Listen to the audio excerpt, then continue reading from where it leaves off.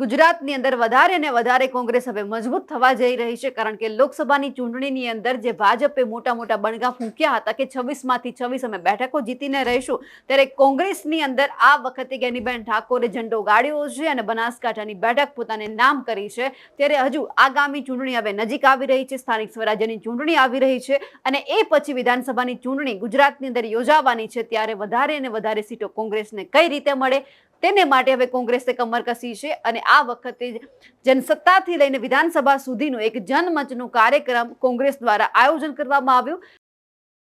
અંબાજીની અંદર પણ જનમંચનો કાર્યક્રમ યોજવામાં આવ્યો અને જે થોડા દિવસ પહેલા જ અંબાજીની અંદર જે ધજા ચડાવવાની વાત હોય છે તેમાં હવે પૈસા દઈને, એટલે કે અત્યાર સુધી ફ્રીની અંદર ધજા ચડાવવામાં આવતી હતી, પરંતુ હવે પૈસા આપીને તમારે ધજા ચડાવવાની જે વાત સામે આવી છે તેમને લઈને લોકસભાના સાંસદ ગેનીબેન ઠાકોરે આ વખતે સત્તાધારી પક્ષ ઉપર પ્રહાર કર્યા છે। પહેલા તો ગેનીબેન ઠાકોરની વાત સાંભળી લઈએ કે ગેનીબેન ઠાકોરે દારૂ મુદ્દે, વિકાસની વાત મુદ્દે અને જે ધજા ચડાવવાની વાત છે તેમના ઉપર શું ભાજપ સરકાર ઉપર પ્રહાર કર્યા છે તે સાંભળવું છે। કોંગ્રેસ પાર્ટી આયોજિત લોકોના સીધા પ્રશ્નોનું નિરાકરણ આવે અને લોકો જાહેરમાં આવીને પોતાનો પ્રશ્ન રજૂ કરી શકે એના માટે જનમંચના કાર્યક્રમનું આયોજન કર્યું। મોટા પ્રમાણમાં અલગ અલગ, કોઈ સામૂહિક માગણી છે, કોઈ વ્યક્તિગત છે, કોઈ વહીવટીતંત્ર સામે છે, ક્યાંક કાયદો વ્યવસ્થા છે, ક્યાંક દારૂ જેવી બંધીઓની છે, ક્યાંક અંબાજીનો વિકાસ થાય છે। એમાં અંબાજીનો વિકાસ થતો એમાં આસ્થાના નામે ગરીબ લોકોને હેરાનગતિ કરવા માટેનો ન થાય એ વાત પણ લોકોની રજૂઆત આવી। વાત એવી સાંભળવામાં આવી છે કે અંબાજી માતાની ધજા પણ હવે ત્યાંથી ટ્રસ્ટના લોકો નક્કી કરે, ભાઈ કે કેટલા પૈસા આપીને એ ધજા વેચવા માટે પણ સ્થાનિક નાના જે દુકાનદારો છે એ પણ એમનો પણ હક છીનવાઈ લીધો છે। ત્યારે આવા પ્રશ્નો સામે જે રજૂઆત વિગતવાર આવી છે વિભાગમાં જ મોકલશું, જેથી વિભાગના વડા સાથે વાત કરીશું। જે સામૂહિક છે તો સામૂહિક રીતે એનું સોલ્યુશન આવે, વ્યક્તિગત છે તો વ્યક્તિગત રીતે સોલ્યુશન આવે, પણ ખૂબ લોકોએ ખુલ્લા દિમાગથી એમની પોતાની વાત મૂકી છે અને એને ન્યાય અપાવવાનું કામ સિસ્ટમ બદલાણી છે। આપે કીધું છે હવે ઉપરથી હપ્તા સેટિંગ થાય છે, એ ઘણા ટાઈમથી સિસ્ટમ બદલાણી છે। જાહેરમાં ભાષણમાં જવાબદાર આગેવાનો એમ કે પોલીસ સ્ટેશનના નજીકના સ્થળમાં દારૂ વેચાય છે, અહીંની 3 ચેકપોસ્ટો છે। મેં કીધું કે નાની નાની માછલીઓને એના ઉપર કેસ કરે કે પોલીસ અધિકારીઓને સસ્પેન્ડ કરે તો આ એનું સોલ્યુશન નથી। આનું સોલ્યુશન એમને ઉપરથી નક્કી કરવું પડે કે અમારે ગુજરાતનું યુવા ધનને બચાવવું કે બરબાદ કરવું। જ્યાં દારૂ વેચવા માટેની બુટલેગરો સાથે હરાજી બોલાતી હોય, કયા બુટલેગરો કયો કેટલો હપ્તો આપે અને એના પછી એનો ઠેકો નક્કી થતો હોય, ત્યાં આપણે યુવાનોને બચાવવા માટેની વાત એવું માનું ત્યાં સુધી એમના ગળે કેટલી ઉતરે એ એક પ્રશ્નાર્થ છે। અમે પોતે એવું નક્કી કર્યું છે કે સમગ્ર બનાસકાંઠા જિલ્લામાં જેટલા પણ ગામો છે એ તમામ ગામોમાંથી દારૂ અને વિદેશી અને દેશી દારૂ કેટલા જણા સેલ કરે છે એનું લિસ્ટ મળે, અમે પોલીસ વડાને આપીશું, જિલ્લાના ગૃહમંત્રીને આપીશું અને આ યાદી જરૂર પડે તો કેન્દ્રમાં દેશના ગૃહમંત્રીને પણ આપીશું। એમનાથી આ રસ્તો નહીં નીકળે અને બંધ કરાવવા માટેના કોઈ પગલાં નહીં લેવાય તો જનતા રોડ ઉપર આવશે ને એની આગેવાની એ કોંગ્રેસ પાર્ટીને અમે બતાવીશું। છેલ્લા 1 મહિનાથી અંબાજીના અંદર ગુનાહિત પ્રવૃત્તિમાં વધારો થઈ રહ્યો છે, તેને લઈને અંબાજી બંધ પાડવામાં આવ્યું છે। હવે આગામી ભાદરવી પૂનમનો મહામેળો આવી રહ્યો છે। મેં કહ્યું એમ કે જાહેર સભાઓમાં પહેલી એવી જાહેરાત કરવામાં આવે કે ખિસ્સા કાતરુઓથી સાવધાન, તો હવે મેં તો એવું જાણવા મળ્યું છે કે જે તે વિસ્તારના ખિસ્સા કાતરુઓ છે એમાં પણ પોલીસનો ભાગ છે, નહીતર ખિસ્સા કાતરુ બહુ ના હોય, ઘણા ગાંઠ્યા હોય અને નામાંકિત હોય, એમની પાછળ પગલાં લેવામાં બહુ એટલી બધી મહેનત ના માગે।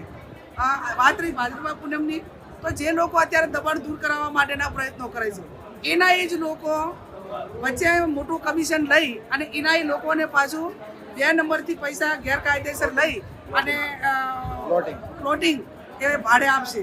એટલે આ બધી બંધાય એના માટે જે અમારી પાસે રજૂઆતો આવી અમે જિલ્લા વિકાસ અધિકારીને કહીશું, સંકલનમાં લઈશું અને ગરીબો સાથેનું આવું શોષણ ન થાય, એને ધંધો કરવા ખુલ્લા દિમાગથી મળે અને એને સરકાર તરફથી કે વહીવટી તંત્ર તરફથી પૂરો સપોર્ટ મળે એ વાત અમે એમના સુધી પહોંચાડીશું। મંદિર ટ્રસ્ટને એક વેપારની ઓફિસ તરીકે બનાવી દેવામાં આવી છે એવું લોકો મેં કહ્યું એમ કે ધજા ઉપર તો હરાજી થતી હોય તો હવે અહીંયા આસ્થા નથી રહી, માત્ર ધંધો રહ્યો છે અને આસ્થાના નામે જ્યારે ધંધો બિઝનેસ થતો હોય ત્યારે મા જગદંબા અંબાજીને પણ પ્રાર્થના કરું કે તારા ધામમાં મા જગદંબા લોકો આસ્થા સાથે આવતા હોય, કંઈક આશીર્વાદ લેવા માટે આવતા હોય અને એની સામે અન્યાય થતો હોય તો મા જગદંબાના આશીર્વાદ એ ગરીબો સાથે રહેવા જોઈએ, ધંધાવાળા સાથે નહીં. અને ધંધાવાળાને પ્રતિમાન માં અંબાજી શક્તિ સદબુદ્ધિ આપે કે માં અંબાજીના નામે આવા વ્યાપાર ના કરે એવી માં જગદંબા અંબાજી એમને સદબુદ્ધિ આપે એવી હું પ્રાર્થના કરું. બેન, અંબાજીમાં મોટી સંખ્યામાં હવે કરોડોના કામકાજ આવી રહ્યા છે, જેને લઈને જે અંબાજીના રહેવાસીઓ છે તેમને પોતાના ઘર જઈ રહ્યા છે, તો વિકાસના નામે લોકો મેં કહ્યું એ પ્રમાણે કે એનો આખા પ્રોજેક્ટથી લોકોને માહિતગાર કરવા પડે અને એનું જાહેર બોર્ડ ઉપર દરેક ઠેકાણે એની નોટિસ બોર્ડ ઉપર જાહેર કરવું જોઈએ કે ભાઈ આનું આ મકાન આવે છે, આની દુકાન આવે છે, આ ખેતર આવે છે. અને અમે એ જે તે લોકો છે એની સાથે સમાધાનકારી વલણ કરી અને પછી આગળ કામ ચલાવે એવા પ્રયત્નો જે ટુરિઝમ વિભાગ છે, યાત્રાધામ વિભાગ છે એ પણ કરે અને એ બાબતનું ધ્યાન અમે પણ વહીવટીતંત્રને દોરીશું.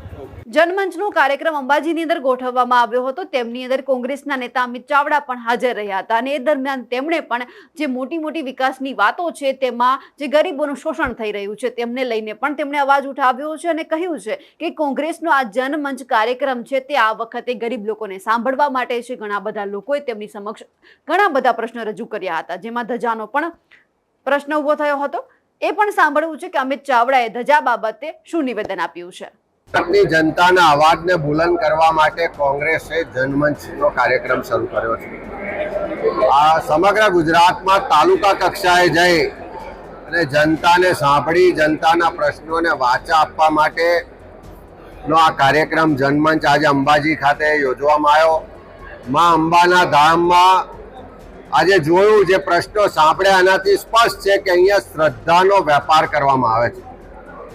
અહીંયા શ્રદ્ધાથી આખા વિશ્વમાંથી લોકો અહીંયા આવે છે. જે આદિવાસી સમાજની આરક્ષિત જમીનો છે 73 એની જમીનોનો ગેરકાયદેસર રીતે એને કરીને વેપાર કરવામાં આવે છે. કરોડો રૂપિયાનો ભ્રષ્ટાચાર થઈ રહ્યો છે. સ્થાનિક આદિવાસીઓને જંગલની જમીનના અધિકાર નથી મળતા. જે મંદિરનો વહીવટ છે એનું આજે વેપારીકરણ થયું છે, સરકારીકરણ થયું છે. પહેલા કોઈ શ્રદ્ધાથી પૂજ્ય ભાવ સાથે ધજા ચડાવવાની હોય તો એમાં કોઈ પણ પૈસો લેવામાં નહોતો આવતો. હવે આ ધજા ચડાવવામાં પણ પૈસા લેવાની શરૂઆત થઈ છે.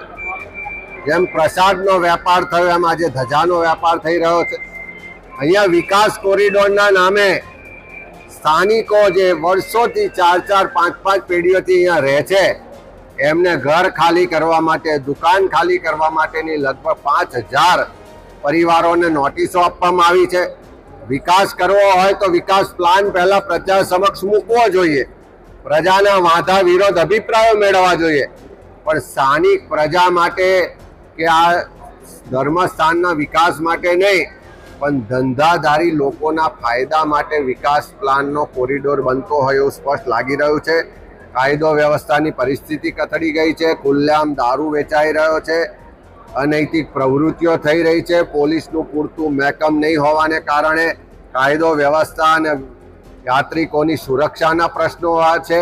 આવા અનેક પ્રશ્નોની રજૂઆત આજે લોકો તરફથી મળી છે અને અમે બધાને વિશ્વાસ આપીએ છીએ કે સરકાર તમારું સાંભળતી નથી.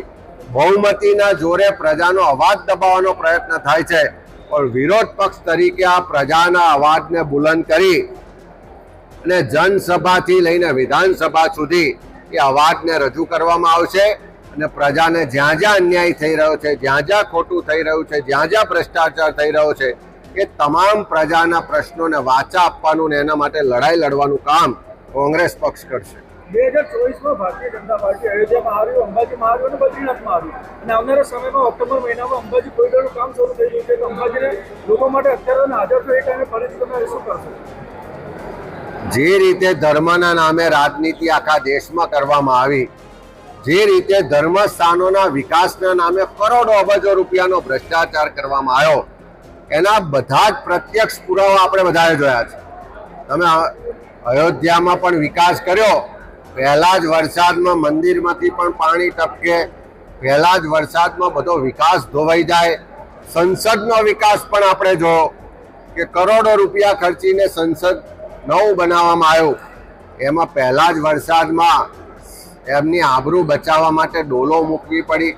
અને અંબાજીમાં પણ એ જ પરિસ્થિતિ છે કે ધર્મસ્થાનના વિકાસના નામે, કોરિડોરના નામે ગરીબ લોકોની, નાના વેપારીઓની, આદિવાસીઓની જમીનો જે વર્ષોથી એના પર ધંધો વેપાર કરે છે, ગુજરાન ચલાવે છે, છીનવવાનો પ્રયાસ છે.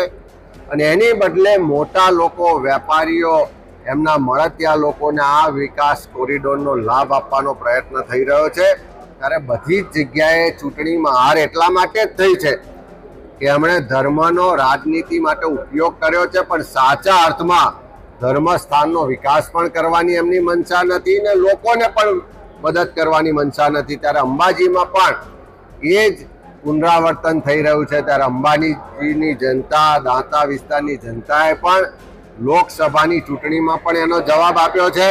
અને સરકાર આ વિકાસના નામે વિનાશ અટકાવશે નહીં તો આવનારા સમયમાં જ સરકારને પણ જવાબ મળશે.